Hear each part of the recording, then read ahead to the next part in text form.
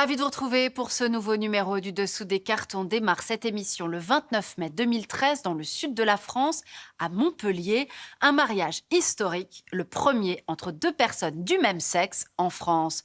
Désormais, le mariage pour tous est entré dans les mœurs de la société française, normalisé. Mais il y a seulement 10 ans, l'examen de la loi Taubira qui l'instaurait avait donné lieu à un coup de sang de la société française, avec des manifestations plus importantes en France que dans d'autres pays européens sur le même sujet.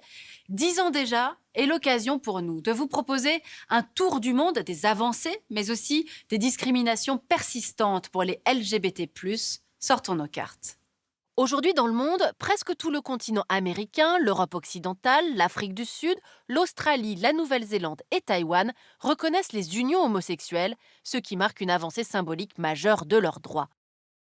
Parmi les États progressistes, le Danemark fait figure de pionnier, puisque c'est dès 1930 que le pays a dépénalisé l'homosexualité, puis en 1989 a été le premier État du monde à reconnaître légalement l'union entre deux personnes du même sexe. Toutefois, ce sont les Pays-Bas qui ont été les premiers en avril 2001 à légaliser le mariage homosexuel, qui accorde plus de droits qu'une simple union civile. Depuis, 16 pays européens les ont suivis. La France l'a fait donc en 2013 en instaurant le mariage pour tous, alors que l'homosexualité n'a été entièrement dépénalisée qu'en 1982 par le président Mitterrand, mettant fin à une loi de Vichy. En Allemagne, la dépénalisation de l'homosexualité ne remonte qu'à 1994. Le paragraphe 175 est supprimé du code pénal, mais il reste dans les mémoires, puisqu'il a conduit les homosexuels allemands libérés des camps, les triangles roses, directement en prison. Depuis 2017, le mariage entre personnes de même sexe est légal. Aujourd'hui, dans la plupart de ces États, la reconnaissance des unions homosexuelles s'accompagne du droit à l'adoption, comme on le voit sur cette carte, voire même à la procréation médicalement assistée. Ces avancées récentes, notamment dans des pays très religieux, comme l'Argentine, l'Afrique du Sud ou l'Irlande, ne doivent pas occulter certains États européens, tels l'Italie, qui refuse encore toute évolution de son droit, ou encore la Russie, qui a formellement interdit dans sa constitution le mariage entre personnes de même sexe.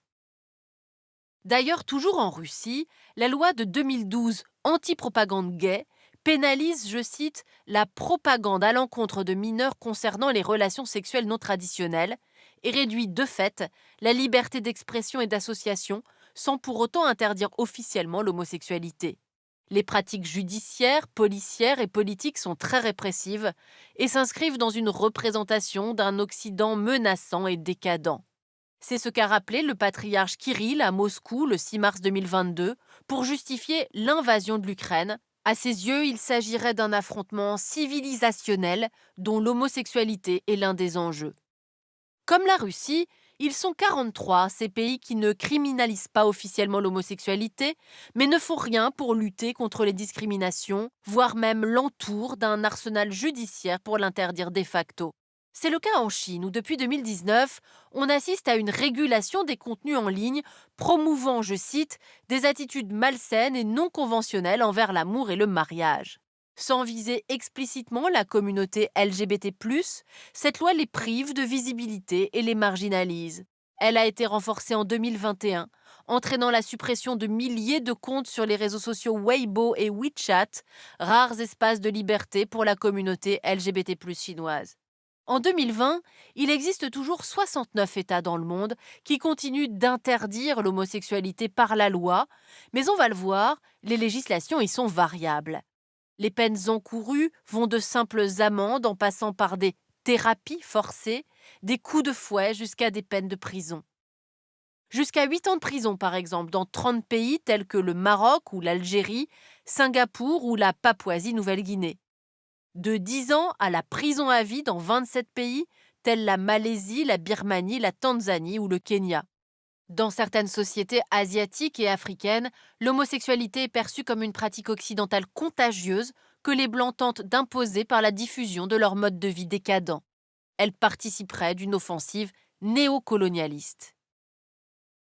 Dans 11 pays, c'est la peine de mort pour les homosexuels, soit prévue par la loi, comme en Iran, Brunei, Arabie Saoudite, Mauritanie, Yémen et 12 États fédérés du Nigeria, ou sans que cela ne soit mentionné dans la loi, comme en Afghanistan, Émirats arabes unis, Qatar, Pakistan, Somalie.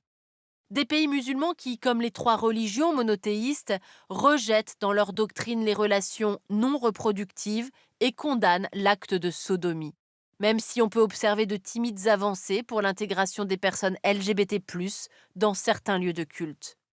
Alors voyons maintenant la situation des personnes trans et de genres divers. Elles se caractérisent par des discriminations et de la répression. 13 États dans le monde, en majorité pour des raisons religieuses, continuent de criminaliser explicitement les personnes trans ou alors ont recours à des lois ou réglementations en lien avec l'interdiction du travestissement qui cible en fait ouvertement les personnes trans. Comme pour l'homosexualité, de nombreux États utilisent d'autres motifs tels les nuisances publiques, l'indécence, la moralité ou même la flânerie pour les incriminer. Mais malgré tout, il y a des évolutions positives. 90 États du monde autorisent la reconnaissance juridique du genre, mais seulement 25 États, dont la France et l'Allemagne, sans contrepartie, comme par exemple des obligations d'intervention chirurgicale ou hormonale. Ainsi, le Bangladesh reconnaît un troisième genre pour les hijras, nom communément donné à la communauté ancestrale transgenre. Au niveau international, la nouvelle classification des maladies en vigueur le 1er janvier 2022 marque un tournant puisqu'elle établit qu'être une personne trans ne signifie pas souffrir d'un trouble mental. On l'aura compris, malgré la situation très difficile pour des millions de personnes LGBT+ dans le monde, il existe aussi de réelles avancées sur la protection et sur le développement de leurs droits. Toutefois, même quand ces avancées ont eu lieu, elles ne sont jamais vraiment totalement acquises, et c'est ce qu'on va voir maintenant. Bien que globalement la criminalisation de l'homosexualité tente à disparaître en Occident, certains gouvernements conservateurs continuent de discriminer les minorités sexuelles, notamment en Europe de l'Est. C'est le cas de la Pologne. Dans ce pays, depuis 2019, dans l'Est et le Sud-Est très catholiques, plus d'une centaine de territoires se sont autoproclamés zones libres d'idéologie LGBT. Dans les faits, toute personne qui exhiberait, je cite, son homosexualité peut se voir refuser d'entrer dans des magasins et les collectivités peuvent aussi couper les subventions à toute initiative pro-LGBT+, comme la Marche des Fiertés. La Constitution interdisant toute forme de discrimination, les autorités polonaises jouent sur l'ambiguïté et ne parlent pas d'homosexuels mais d'idéologie LGBT. Toutefois, le 14 juillet 2020, les magistrats ont condamné la commune d'Istebna, dans le sud-ouest polonais, à supprimer sa zone sans LGBT. Cette décision pourrait faire jurisprudence. En attendant, cette politique discriminatoire a aussi été dénoncée par l'Union européenne, qui, en rétorsion, a coupé les subventions de certaines de ces zones à l'été 2020. D'une façon plus générale, depuis le 1er janvier 2021, l'Union européenne ne finance plus de programmes ou d'actions contraires à ses valeurs. Et en mars 2021, le Parlement européen a voté une résolution pour proclamer l'Union européenne zone de liberté pour les personnes LGBT+. Alors allons voir maintenant la situation en Hongrie. Le 15 juin 2021, le Parlement a voté un texte qui interdit, je cite, la représentation des personnes homosexuelles dans le matériel éducatif, à la télévision, aux heures de grande écoute et dans les films et séries destinés à la jeunesse. L'identité de genre, le changement de sexe et l'homosexualité sont mis sur le même plan que la pornographie.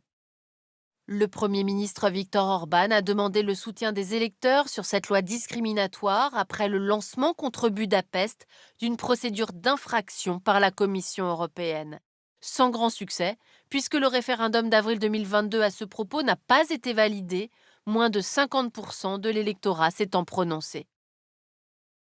Comme en Russie ou en Hongrie, la poussée conservatrice aux États-Unis sous l'ère Trump et depuis conduit à contourner la législation et notamment la décision fédérale de 2015 qui rend le mariage pour tous légal sur tout le territoire. Certains États imposent des législations locales au nom de la défense de la liberté religieuse. Ainsi, 4 États, Louisiane, Mississippi, Oklahoma, Texas, interdisent l'enseignement sur les questions LGBT+, dans les écoles publiques. En Floride, une loi similaire a été signée le 28 mars 2022 par Ron DeSantis, gouverneur républicain ultra-conservateur. Cette loi très controversée, surnommée Don't Say Gay, en vigueur le 1er juillet 2022, interdit aux instituteurs de maternelle et du primaire d'évoquer les questions d'identité de genre et d'homosexualité avec leurs élèves. Dans tout le pays, les conservateurs déposent de plus en plus de projets de loi homophobes et transphobes, passant de 41 textes pour l'année 2018 à 238 en seulement un trimestre en 2022. Être LGBT+, continue donc de ne pas aller de soi dans le monde des années 2020 et notamment sur le continent asiatique, où seul le Parlement taïwanais a voté à ce jour la légalisation du mariage pour les personnes de même sexe. C'était le 17 mai 2019. Une petite île qui montre la voie, avait titré alors un journal, une exception minuscule sur un continent gigantesque où, on l'aura compris, il reste compliqué de ne pas être hétérosexuel.